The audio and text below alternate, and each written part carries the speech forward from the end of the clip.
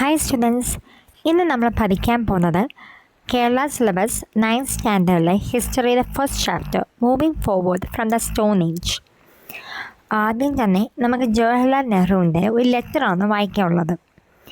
അത് അദ്ദേഹത്തിൻ്റെ മകളായ ഇന്ദിരാഗാന്ധിക്ക് എഴുതിയ ഒരു ലെറ്ററാണ്. അതിൻ്റെ ചെറിയ ഭാഗമാണ് ഇവിടെ കൊടുത്തിരിക്കുന്നത്. ഒന്ന് വായിച്ചു നോക്കിയാലോ. We saw in our last letter that the chief difference between man and the other animals was the intelligence of man. This intelligence made him clever and stronger than enormous wild animals who would otherwise have destroyed him. The primitive humans had no special weapons to fight his enemies. He could only throw stones at them. Then he began to make out of stone axes, spears, and many other things, including fine stone needles.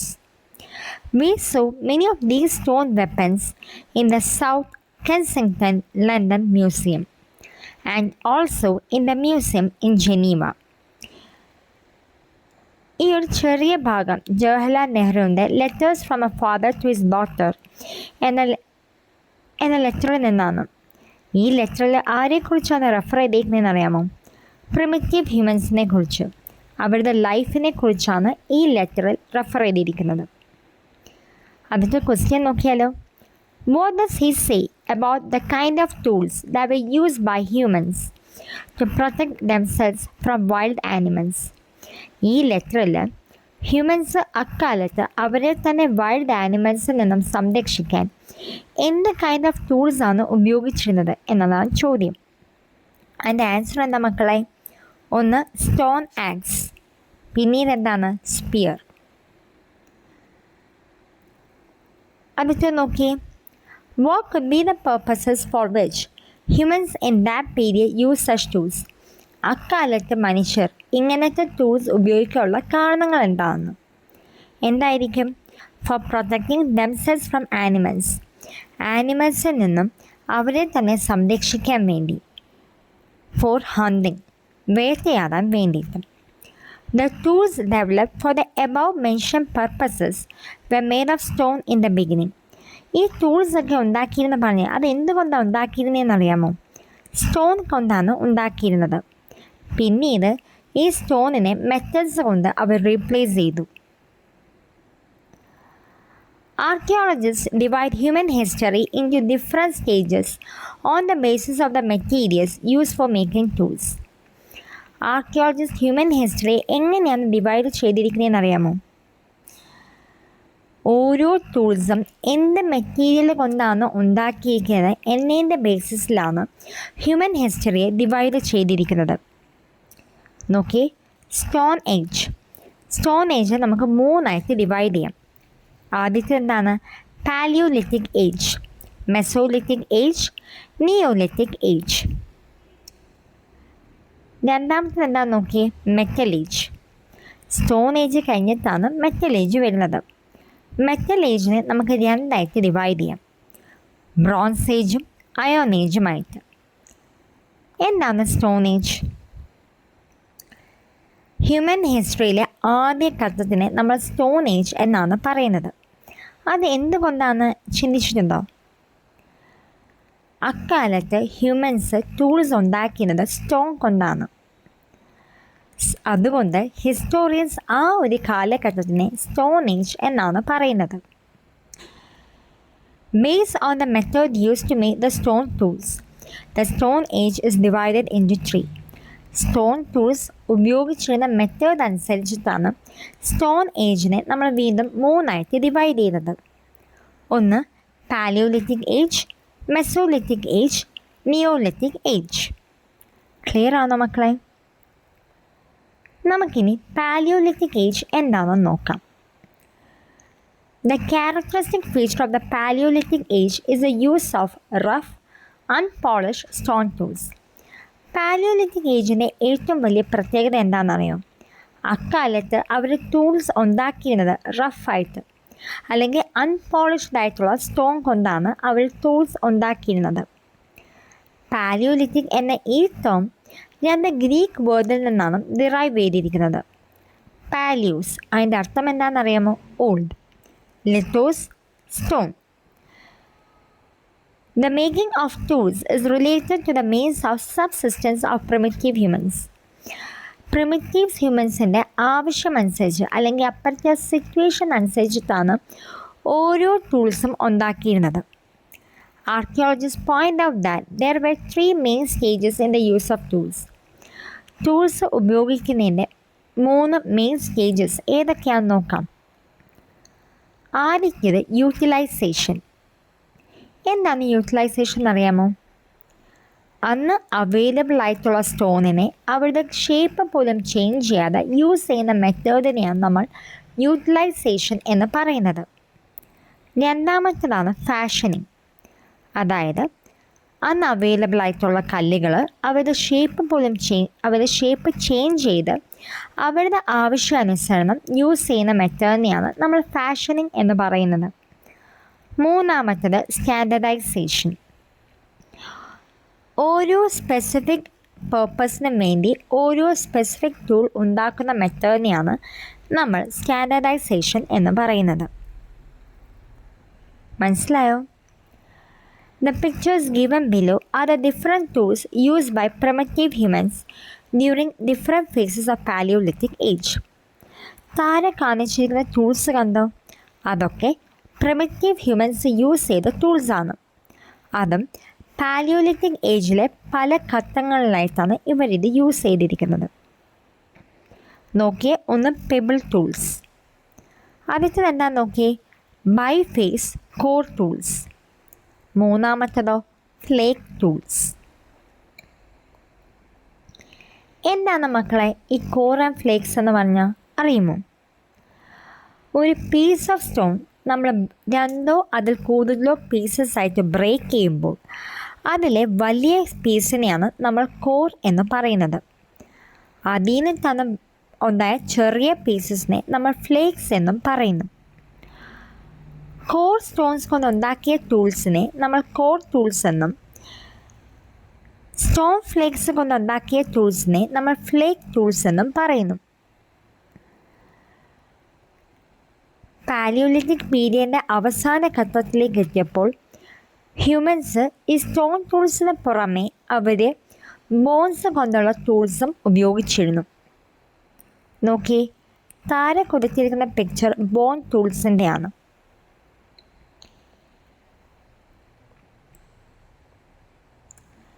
നിങ്ങൾ ഈ pictures കണ്ടപ്പോഴേ ആദ്യത്തെ picture എന്താ നോക്കിയേ? ഷൗബറ്റ്, ഫ്രാൻസിലാണത്. അടുത്ത നോക്കിയേ ലാസ്കോസ്, ഫ്രാൻസിൽ. ഈ ഐവറി സ്കൾപ്ചർ എവിടെയാണെന്നുള്ളതെന്ന് അറിയാമോ? സറിസ്ക്, Russia.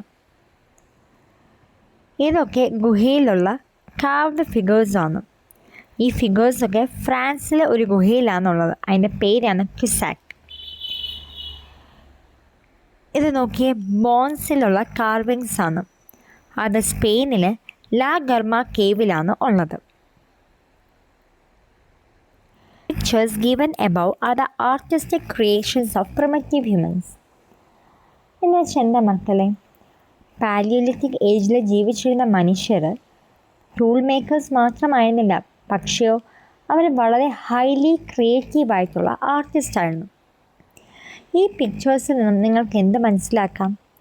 It is clear from the pictures the various communication technique such as simple flowing lines, carved images and sculptures were employed during the late Paleolithic period.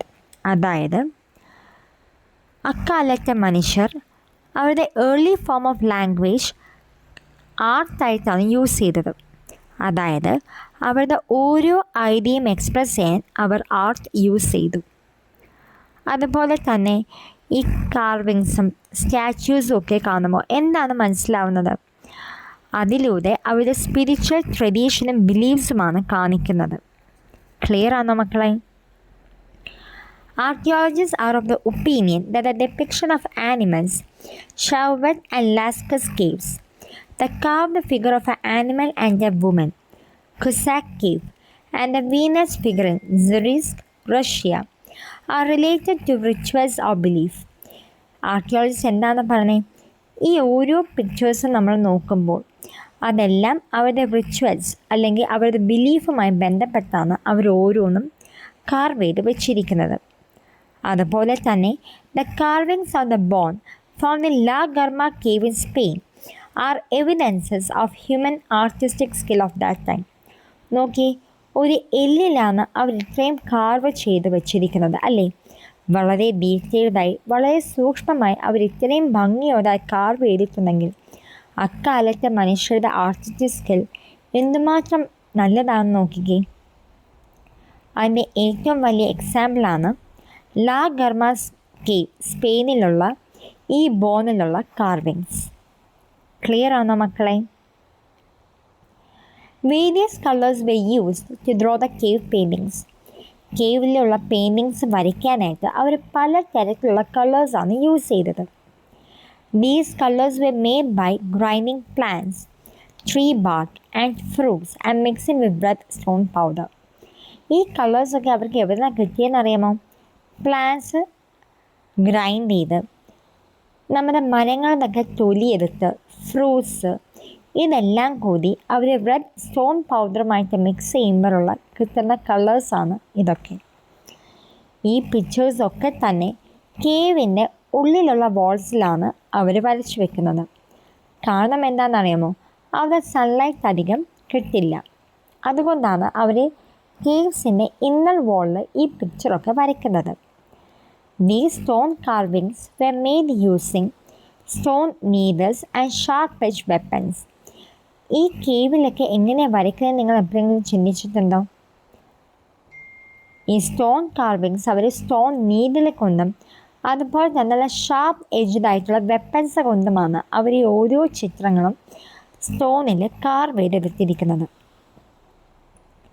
അതുപോലെ തന്നെ ഈ ഗുഹകളുടെ സീലിങ്ങിലും ഇതുപോലത്തെ പെയിൻറ്റിങ്സ് കാണാൻ സാധിക്കും.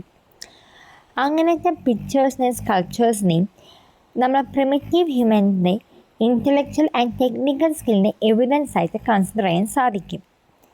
ക്ലിയർ ആണോ? Let's see what information to be gathered on human life from the tools and art of the paleolithic age. Paleolithic ഏജിൻ്റെ ആർട്ടിലും ടൂൾസും വഴി നമുക്ക് അക്കാലത്തെ ഹ്യൂമൻ ലൈഫിൽ എന്തൊക്കെ ഇൻഫർമേഷൻ ഗ്യാദർ ചെയ്യാൻ സാധിക്കുമെന്ന് നോക്കാം. പാലിയോലിറ്റിക് ഏജ് നോക്കിയേ, അവർ റഫായിട്ടുള്ള അൺപോളിഷ്ഡ് സ്റ്റോൺ ടൂൾസാണ് ഉപയോഗിച്ചിരുന്നത്. അവരെവിടെയാണ് താമസിച്ചത്? കേവ്സിലും ഓപ്പൺ സ്പേസസിലുമാണ് കരിഞ്ഞത്. അവർ ലീവ്സും വെജിറ്റബിൾസും ഫ്രൂട്ട്സൊക്കെ ഗ്യാദർ ചെയ്തും മൃഗങ്ങളെ വേട്ടയാടിയുമാണ് ജീവിച്ചത്. നാലാമത്തെ നോക്കിയേ, bands were the basic unit of society. എന്താണ് മക്കൾ ഈ bands? Bands are small groups of fewer than 100 members. അതായത് അത് ചെറിയ ഗ്രൂപ്പാണ്. 100 മെമ്പേഴ്സിനെക്കാട്ടിയും കുറവായിരിക്കും ആ ഗ്രൂപ്പിലെ മെമ്പേഴ്സിൻ്റെ എണ്ണം. ബാൻഡ് മെമ്പേഴ്സ് വെ ബൗണ്ട് ബൈ ബ്ലഡ് റിലേഷൻ. ഇവരൊക്കെ അങ്ങോട്ടും ഇങ്ങോട്ടും ബ്ലഡ് റിലേറ്റഡ് ആയിരിക്കും. ക്ലിയർ ആണോ മക്കളെ? അടുത്ത point okay, men were engaged in hunting and women in gathering. ആണുങ്ങൾ എന്തിലാണ് എൻഗേജ്ഡ് ആയത്? ഹണ്ടിങ്ങിൽ. വുമനോ പഴങ്ങളും ഇലകളും ഒക്കെ ശേഖരിക്കലാണ് അവർ എൻഗേജ്ഡ് ആയത്. ഫുഡൊന്നും തന്നെ അവർ സ്റ്റോർ ചെയ്ത് വെച്ചിരുന്നില്ല. അവരെങ്ങനത്തെ ലൈഫാണ് ലീഡ് ചെയ്തത്? നൊമാഡിക് ലൈഫാണ് ലീഡ് ചെയ്തത്. ക്ലിയർ ആണോ? മനസ്സിലായെന്ന് ഞാൻ വിശ്വസിക്കുന്നു.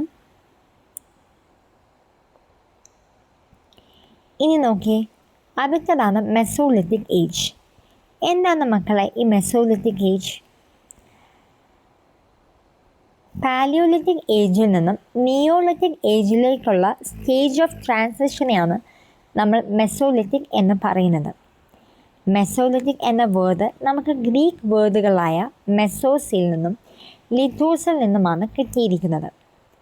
മെസോസിൻ്റെ അർത്ഥം എന്താണെന്നറിയാമോ? മിഡിൽ. ലിഥോസ് സ്റ്റോൺ. താരെ കൊടുത്തിരിക്കുന്ന പിക്ചർ ഒന്ന് നോക്കിയേ. അതിൽ പാലിയോലിത്തിക് ടൂൾസും മെസോലിത്തിക് ടൂൾസും തമ്മിലുള്ള ഡിഫറൻസ് എന്താണെന്ന് നോക്കാമോ? നോക്കിയേ, പാലിയോലിത്തിക് ഏജിനെക്കാട്ടിയും ചെറിയ ടൂൾസാണ് മെസോലിത്തിക് ഏജിലുള്ളത്. This is the period when microliths were used. മൈക്രോലിത്തിൽ വെച്ചാൽ ഈ ഒരു പീരിയഡിലാണ് ഏറ്റവും ചെറിയ ടൂൾസ് യൂസ് ചെയ്തത്. ക്ലിയർ ആണോ? It has already been mentioned that the development of human communication began towards the end of the Paleolithic period. It has already been mentioned that the development of human communication began towards the end of the Paleolithic period. അതായത് paleolithic period അവസാനത്തോടെയാണ് human communication developed ആയെന്ന് already mention ചെയ്തിട്ടുണ്ട് അല്ലേ? പക്ഷേ ഇന്ത്യയിൽ ഈ development എപ്പോഴാണ് നടന്നതെന്നറിയാമോ? Mesolithic ഏജിലാണ് നടന്നത്. അതുപോലെ തന്നെ പല കേവ് സെൻറ്റേഴ്സായ ബിംബേക്ക, ലഗാജോർ, ഖട്ടോഷ്യ എന്നീ സ്ഥലങ്ങളിലുള്ള ആർട്ട് വർക്ക്സ് കണ്ടാൽ നമുക്ക് ഒരു കാര്യം അതിൽ നിന്ന് മനസ്സിലാവും. എന്താണെന്നറിയാമോ? അക്കാലത്തെ മനുഷ്യരുടെ ജീവിത രീതികൾ എന്താണ് ഈ വർക്ക്സ് ഓഫ് ആർട്ടിൽ നിന്നും നമുക്ക് ക്ലിയറായിട്ട് മനസ്സിലാകും. താഴെ കൊടുത്തിരിക്കുന്ന പിക്ചേഴ്സ് നോക്കിയേ. ഇത് ബിംബേക്കയുടെ ആർട്ട് ഫോമാണ് നമ്മൾ ആദ്യം കാണുന്നത്. പിന്നെ കാണുന്നത് ലഗാജോറിലുള്ള കേവ്സിലുള്ള ആർട്ട് ഫോമാണ്. ഖട്ടോഷ്യയിലുള്ള നോക്കിയേ. വീണ്ടും ഉള്ളത് ലഗാജോറിലുള്ള വർക്ക്സ് ഓഫ് ആർട്ടാണ്. ഈ ഓരോ പിക്ചേഴ്സിലും നമുക്ക് എന്തൊക്കെയാണ് മനസ്സിലാവുന്നത്? അവരെന്തൊക്കെ ആക്ടിവിറ്റീസാണ് ചെയ്യുന്നതെന്നാണ് നമുക്ക് ക്ലിയർ ആവുന്നത്. ഒന്ന്, ഹണ്ടിങ് ചെയ്യുന്നു. പിന്നെ എന്തൊക്കെയാണ് ചെയ്യുന്നത്? നോക്കിയേ മക്കളെ, ഫിഷിങ് ചെയ്യുന്നുണ്ട് അല്ലേ? പിന്നെ അവർ വേറെ എന്തൊക്കെ ചെയ്യുന്നു? കൃഷി ചെയ്യുന്നുണ്ട്. അങ്ങനെ ഈ പിക്ചേഴ്സിൽ നിന്നും നമുക്ക് ഇങ്ങനത്തെ അവർ ചെയ്യുന്ന എല്ലാ ആക്ടിവിറ്റീസും ഡെപ്പിക്റ്റ് ചെയ്യാൻ സാധിക്കുന്നുണ്ട്. The ways of life of Mesolithic humans can be understood from these pictures. Mesolithic കാലത്ത് ജീവിച്ചിരുന്ന മനുഷ്യരുടെ ജീവിത രീതികൾ എന്താണ് ഈ പിക്ചേഴ്സിൽ നിന്ന് നമുക്ക് കറക്റ്റായിട്ട് മനസ്സിലാവും. ഈ കാലഘട്ടത്തിൻ്റെ പ്രത്യേകതകൾ എന്താണെന്ന് അറിയണ്ടേ? Use of microlith or very small stone tools. എന്താണ്? വളരെ ചെറിയ സ്റ്റോൺ ടൂൾസാണ് അക്കാലത്ത് യൂസ് ചെയ്തത്. അതിനെയാണ് നമ്മൾ മൈക്രോലിത്ത് എന്ന് പറയുന്നത്. ഹണ്ടിങ്ങും ഗ്യാദറിങ്ങും അല്ലാതെ അവരുടെ ഫിഷിങ്ങും കൂടി തുടങ്ങി. എന്താണ്? ഫിഷിങ്ങും കൂടി അവർ ചെയ്യാൻ തുടങ്ങി. പിന്നെ അവർ ആനിമൽസിനെ ഡൊമസ്റ്റിക്കേറ്റ് ചെയ്യാൻ തുടങ്ങി. അമ്യൂസ്മെൻറ്റ്സ്. പിന്നെന്താണ്? ജെൻഡറിനെ ബേസ് ചെയ്ത് ഓരോ ജോലിയും ഡിവൈഡ് ചെയ്യാൻ തുടങ്ങി. ക്ലിയർ ആണോ? ഇനി മെസോലിത്തിക് സെൻറ്റേഴ്സ് ഏതൊക്കെയാണെന്ന് നോക്കിയേ. സ്റ്റാർക്കാർ അതെവിടെയാണുള്ളത്? ഇംഗ്ലണ്ടിൽ. ഫാഹിയൻ കേവ് അത് ശ്രീലങ്കയിലാണുള്ളത്. സറൈ നഹറൈ അത് ഇന്ത്യയിൽ ഉത്തർപ്രദേശിലാണ് ഉള്ളത്. ഇത് നോക്കിയേ. Star Carr the mesolithic site in Europe. North east ഇംഗ്ലണ്ടിലെ ഒരു മെസോലിത്തിക് ഓപ്പൺ എയർ സെറ്റിൽമെൻ്റ് ആണ് ഈ പറയുന്ന സ്റ്റാർക്കാർ. ഇവിടുത്തെ മെയിൻ അട്രാക്ഷൻ എന്താണെന്നറിയാമോ? ഇവിടെ ഇപ്പോഴും ഓർഗാനിക് റിമെയിൻസ് ലഭിച്ചിട്ടുണ്ട്. സ്റ്റോൺ കൊണ്ടും ബോൺ കൊണ്ടും ഉണ്ടാക്കിയിരിക്കുന്ന ടൂൾസ് ഇവിടെ നിന്നും കണ്ടെത്തിയിട്ടുണ്ട്. അതുപോലെ തന്നെ ഏർലി കാർപ്പൻട്രിയുടെ എവിഡൻസസും നമുക്കിവിടെ ലഭിച്ചിട്ടുണ്ട്. ഏർലി ഹ്യൂമൻസ് ഈ ഒരു ഏരിയ അവരുടെ ടെമ്പററി സെറ്റിൽമെൻ്റ് ആയിട്ട് യൂസ് ചെയ്തു എന്നാണ് വിശ്വസിക്കുന്നത്. അടുത്തത് സാറൈ നഹറായ്. അത് ഇന്ത്യയിലെ ഒരു മെസോലിത്തിക് സൈറ്റാണ്. സാറൈ നഹറായ് പ്രതാപ് നഗർ ഡിസ്ട്രിക്റ്റിലെ ഓസ്ബോ ലേക്ക് അത് ഉത്തർപ്രദേശിലാണ്. അതിൻ്റെ ബാങ്ക്സിലാണ് ഈ സാറൈ നഹറായ് ഉള്ളത്. മെസോലിത്തിക് കൾച്ചറൽ പീരിയഡിലെ ഒരു മേജർ ഫീച്ചർ എന്തായിരുന്നു? മൈക്രോലിത്ത് അല്ലേ? അത് ഇവിടെ നിന്നും കണ്ടെടുത്തിട്ടുണ്ട്. അതുപോലെ തന്നെ ഇവിടെ നിന്നും നല്ല നീളമുള്ള ഹ്യൂമൻ ബോൺസും കണ്ടെടുത്തിട്ടുണ്ട്. അക്കാലത്തെ മനുഷ്യർ ആണുങ്ങളുടെ ഹൈറ്റ് 180 സെൻറ്റിമീറ്ററും വിമൻ്റെ ഹൈറ്റ് 170 സെൻറ്റിമീറ്ററുമായിരുന്നു. അവർ ബോസ് ആൻഡ് ആരോസ് ആയിരുന്നു ഹണ്ടിങ്ങിന് വേണ്ടി യൂസ് ചെയ്തിരുന്നത്. അതുപോലെ തന്നെ അവർ സീഡ്സ് കളക്ട് ചെയ്യുകയും സ്റ്റോർ ചെയ്യുകയും ചെയ്തതിൻ്റെ എവിഡൻസ് ലഭിച്ചിട്ടുണ്ട്. അതുപോലെ തന്നെ അവർ അന്നത്തെ ക്ലോത്തിങ് ആയിട്ട് യൂസ് ചെയ്തത് ആനിമൽ ഹൈഡാണ്. അതായത് മൃഗങ്ങളുടെ തോലാണ് യൂസ് ചെയ്തിരുന്നത്. അപ്പം ഇന്നത്തേക്ക് ഇത്രയും മതി കുഞ്ഞുങ്ങളെ. നിങ്ങൾക്ക് മനസ്സിലായെങ്കിൽ ലൈക്ക് ചെയ്യുക, ഷെയർ ചെയ്യുക, സബ്സ്ക്രൈബ് ചെയ്യുക, കമൻറ്റും ചെയ്യുക കേട്ടോ. ബാക്കിയുള്ള പോർഷൻ നമുക്ക് നെക്സ്റ്റ് ക്ലാസ്സിൽ എടുക്കാം.